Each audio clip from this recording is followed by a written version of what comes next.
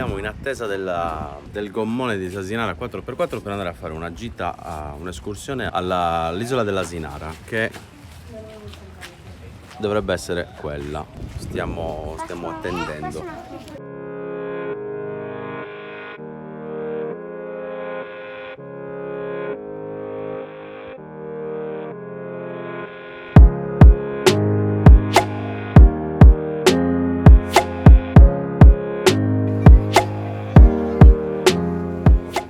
L'isola dell'Asinara si trova a nord della Sardegna, per l'esattezza a nord-ovest, ed è nota per gli asinelli bianchi e per essere stata l'Alcatraz italiana, ovvero un carcere di massima sicurezza e colonia penale agricola.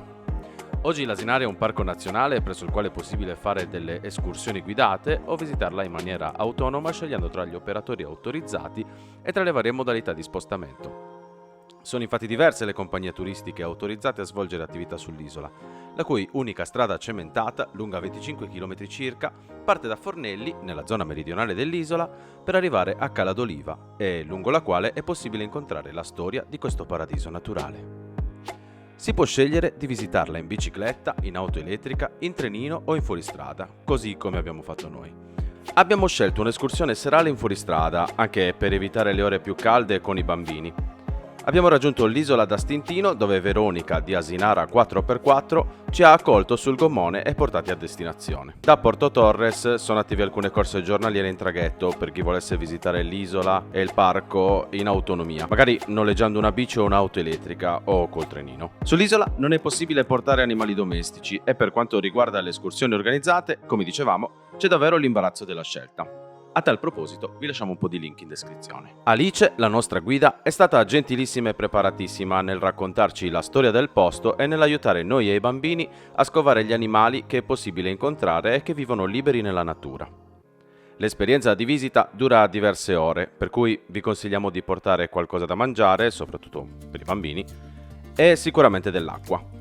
Di fatto si tratta di rimanere in auto per la maggior parte del tempo e può succedere che i più piccoli dopo un po' diano qualche segno di insofferenza, che però può essere spezzato da qualche sosta per ammirare il paesaggio o per un tuffo nelle zone in cui è concesso. Essendo un parco naturale protetto, non dappertutto è possibile passare e fare il bagno. L'acqua, almeno dove abbiamo fatto noi il bagno, aveva una profondità di circa 1 metro, quindi fate attenzione ai tizi più bassi e ai bambini. L'escursione serale ci ha permesso di assaporare l'isola come fosse quasi solo nostra. Dopo il tramonto, infatti, non è più possibile circolare con mezzi di trasporto e la nostra era l'ultima attività della giornata. Così abbiamo potuto vedere più animali, cosa è piaciuta molto a Edo e Gin, visto che gli animali al tramonto e con l'aria più fresca tendono a passeggiare maggiormente. Infine, al rientro, un bellissimo tramonto dall'isola e dal mare ha chiuso in bellezza la nostra giornata.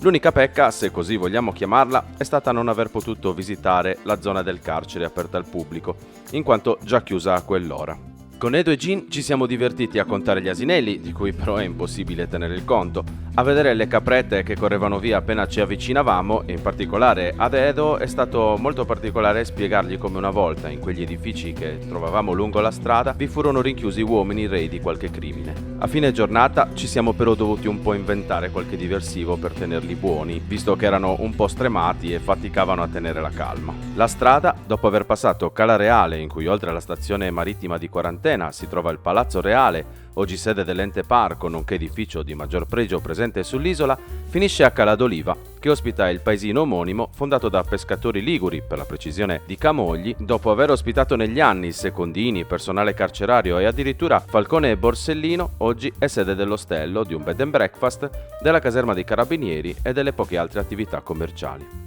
Qui è possibile anche prenotare escursioni in veliero, IT-turismo, snorkeling ed escursioni subacquee che, se siete pratici di immersioni, vi faranno scoprire una parte ancora più affascinante celata ai più: il tesoro archeologico subacqueo e i diversi relitti che popolano i fondali circostanti. Se invece siete appassionati di trekking, anche per voi ci sono diverse opzioni percorribili. La storia che abbiamo scoperto di questo pezzetto di isola nell'isola, i paesaggi selvaggi e i panorami mozzafiato che abbiamo potuto ammirare, gli animali che abbiamo incontrato lungo la strada, poter fare un bagno in questo paradiso, ci hanno fatto tornare a casa sicuramente stanchi, ma arricchiti di un'esperienza che, se mai doveste capitare da queste parti, vi straconsigliamo di fare.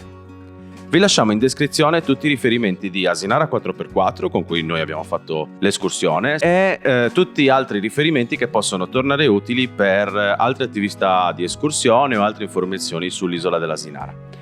Noi, anche se ci sono solo io, vi ringraziamo per aver visto questa nostra storia, questo nostro vlog e vi diamo appuntamento ad una prossima gita familiare. Mettete mi piace, commentate e iscrivetevi al canale che abbiamo pochi iscritti e quindi crescere non fa mai male. Ciao ragazzi, alla prossima!